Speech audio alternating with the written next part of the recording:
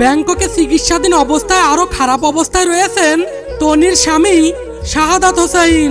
আগের অবস্থা থেকে আরো অবনতি হয়েছে তার শরীরের, যার জন্য রুবিয়াত ফাতেমা তনি তার স্বামীর জন্য সবার কাছে দোয়া চেয়েছেন। তিনি আরো বলেন, খারাপ সময়ে আগলে রাখার মতো মানুষ খুব কম পাওয়া যায়। সামাজিক যোগাযোগ মাধ্যমে ঠোঁটকাটা স্বভাবের নারী হিসেবে পরিচিত আছে তার।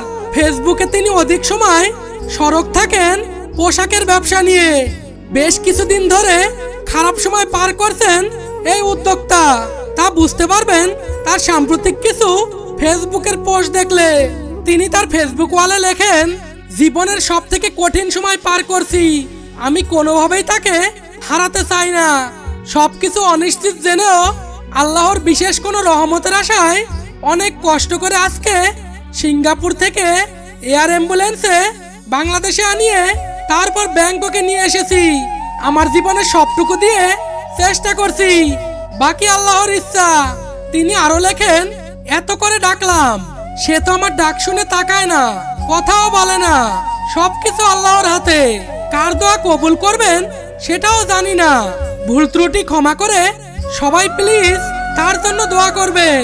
তো বন্ধুরা, এই ছিল আজকের ভিডিওটি কেমন লাগলো?